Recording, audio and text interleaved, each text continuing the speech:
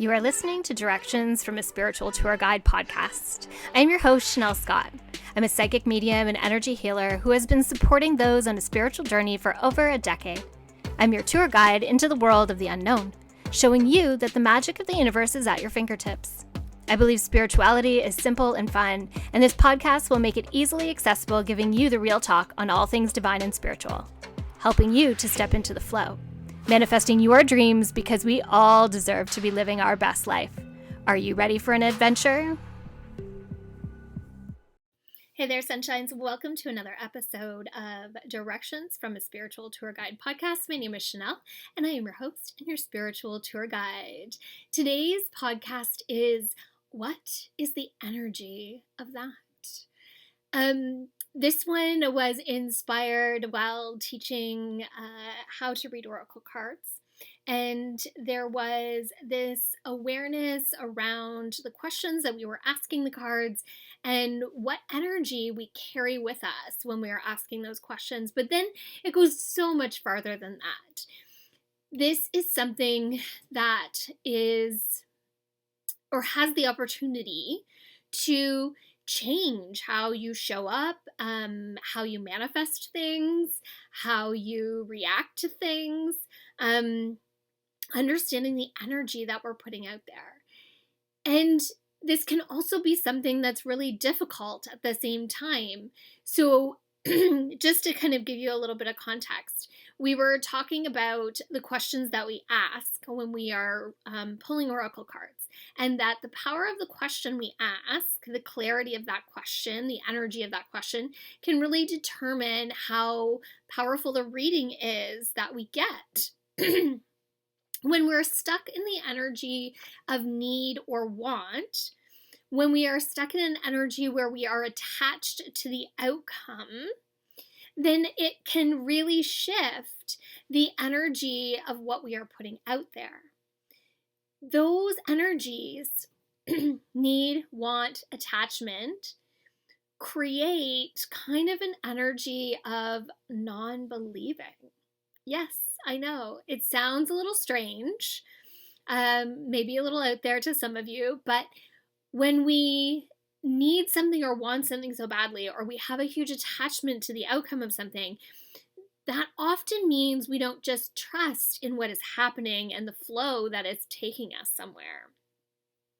And this is important because the flow is what brings us ease and grace. The flow is what helps us to elevate our energy to bring us closer to the things that we want in manifestation. By needing or wanting something, we are really holding on tight to it. So I like to explain it like we're holding our breath, or we're clenching something really tight. When you clench it, or when you hold your breath, there's stagnation, and there's this clenching, this tightness, this suffocating feeling that comes with that. And we often will see this when we really want something to happen. I see it all the time with people trying to manifest relationships. You just so badly want to be in a really healthy, wonderful, perfect relationship that you're actually blocking it because you want it so badly, and you don't believe that want so badly is this piece of like, I don't believe that it's ever going to happen. Whereas if you were confident in the fact that it was going to happen, you would be able to release that feeling. You would be able to release that need, and you would just trust that it's coming in divine timing. So you can see where that's coming from. The question I was talking about in the workshop was, I shifted, how do I grow my business? Which again can hold an air of attachment, of desperation, of need. I need to grow my business. I need to get bigger. I need to be more successful. Versus, how do I serve my clients better? And that one feels so good. That one is about helping people. It's about serving people in a way that they need. It is about honoring our clients. It has a completely different energy to it, but the outcome can be the same. by serving your clients better, you're going to probably grow your business. But you've done it in an energy that is so much more relaxed and peaceful. It is an energy of giving instead of an energy of receiving.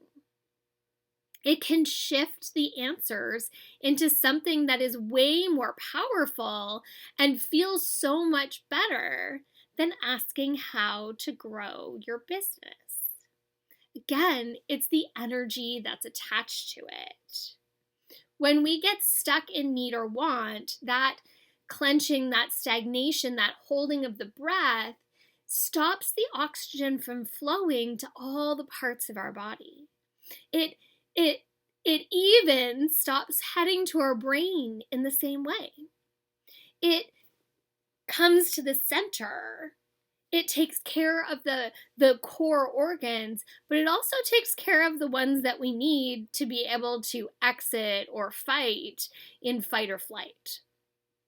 So we're not feeding the parts of us that we need to really tap into where we need to go. And I'm not saying we need our logical brain, because, I'm all about the intuition, but it is taking us out of what we want to be in.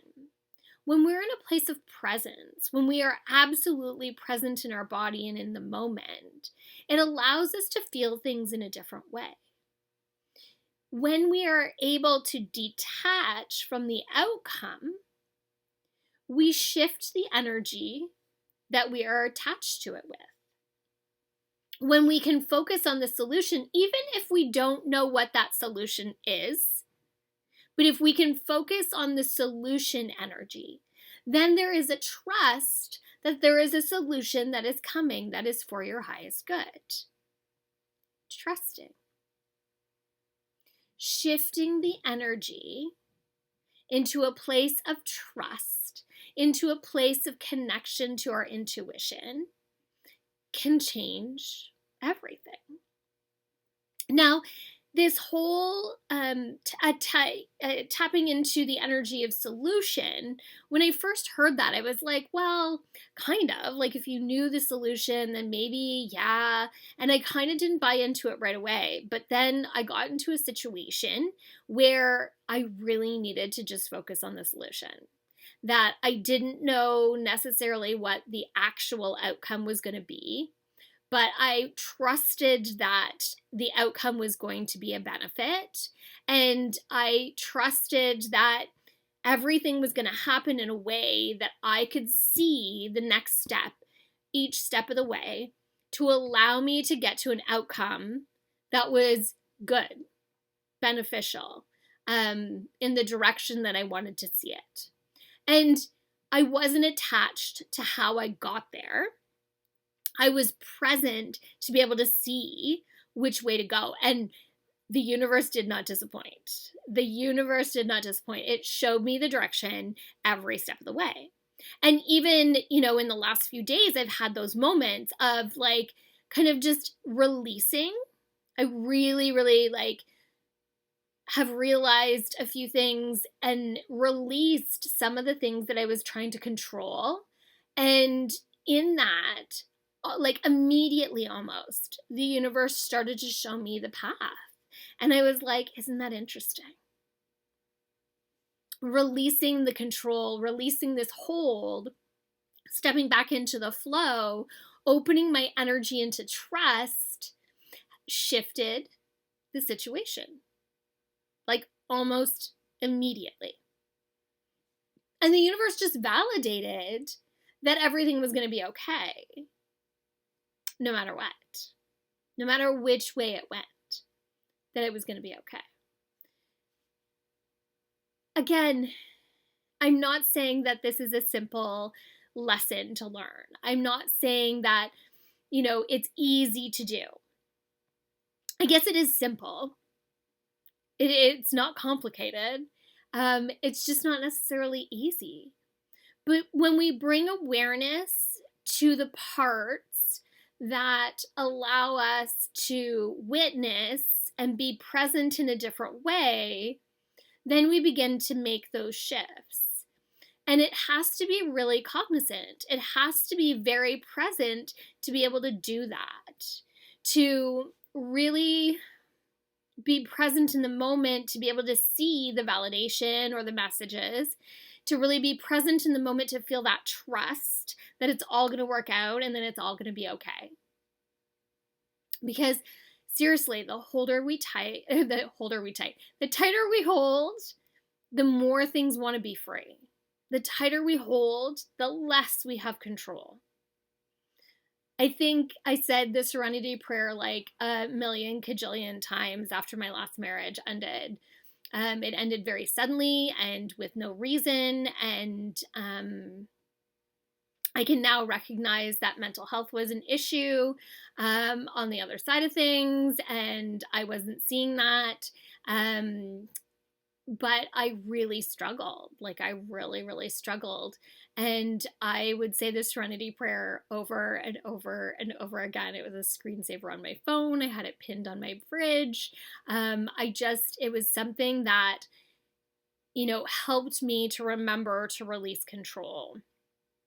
And I didn't realize at the time how powerful of a lesson that is.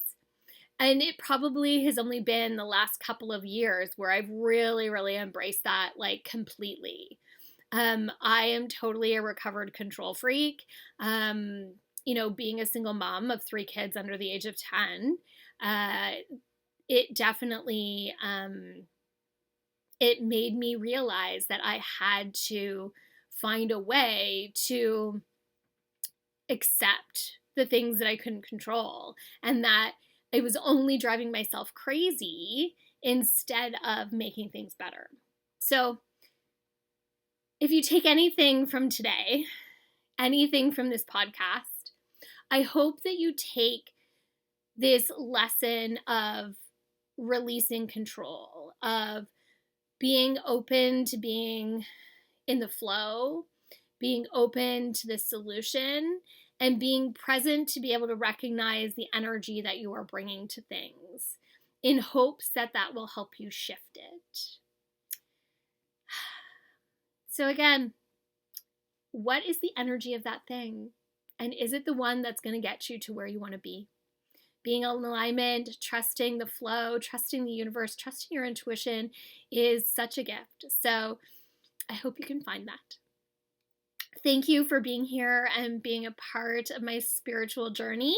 If you can energy exchange with me, I would greatly appreciate that. If you can share this podcast with someone who needs to hear it. If you can subscribe, follow, like, comment, leave a review, that'd be huge. I would really appreciate a review. That'd be super great. I always appreciate the energy exchange. Thank you so much for allowing me to be your spiritual tour guide. Thank you from my heart and soul to yours. Until the next time we meet.